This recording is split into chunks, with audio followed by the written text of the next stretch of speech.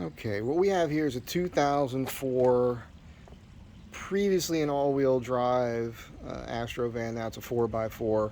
And today, I just replaced the spark plug wires. I was going to do a video for you. I just went sideways because I had a plan that didn't work. My idea was to remove these plastic clips that the wires go through from the metal brackets that are bolted to the engine block. But they don't come off. There's a little nipple on the back of the metal that those plastic clips slide over, so they just don't slide out. And you've heard me complain about these clips in the past. They are a real hassle. You've got to wedge a screwdriver in there to pry them free, and it's just not easy to get your hand up in there on all of them. This side, the passenger side, is easier than the driver's side. Better shot of the clip.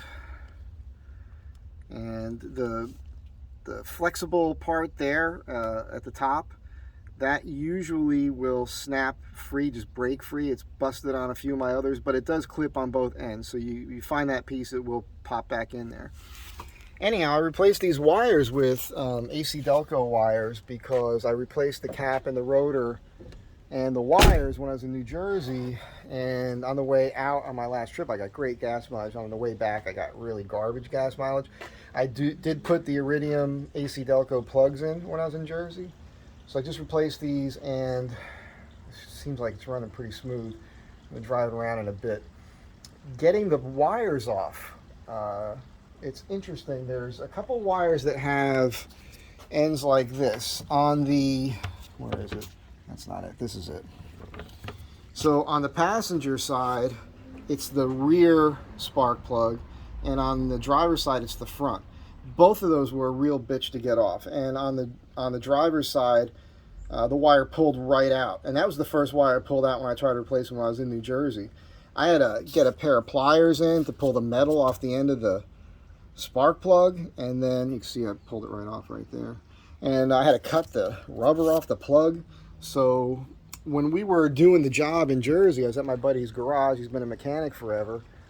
Although he did do the cap and rotor when he put it in, and he didn't mention to me that that back screw was not biting. So he might have been the guy who cracked that. Not that it's his fault that it cracked.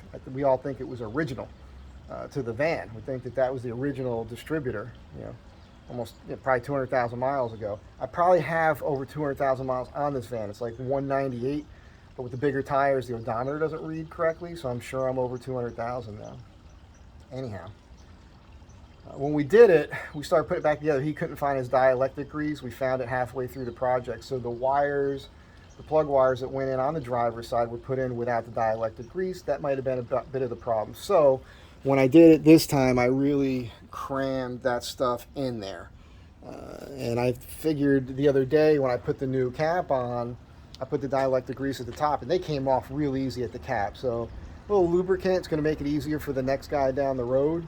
To get the wires off. Pro tip for you. Here's a couple more.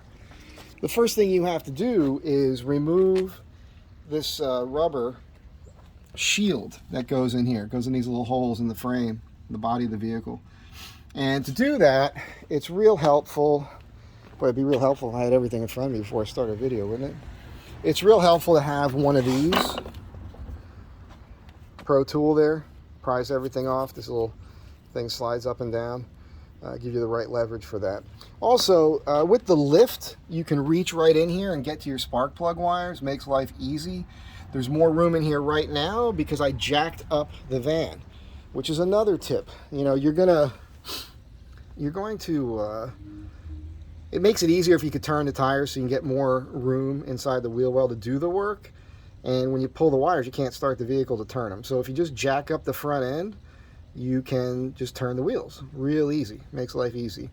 And you don't need your jack stands because it's not going to go anywhere. It's going to hit the tires. I suppose it could wedge in there, if you want to be extra safe. It's not a bad idea, but I did it with this and I was fine. Note on this jack, I picked this up at Lowe's. Fits under the vehicle nicely.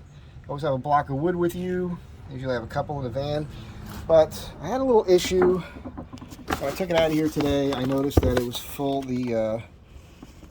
I think it's probably this mineral oil that's in there. It was coming out. The jack's still working. The jack cost me $60 at Lowe's. It's a Touring, and it does have a 1-year warranty. You can tell me if that's not a good thing, if I need to return that. It does seem to be working fine. I should get a made in the USA jack, so we'll see about that.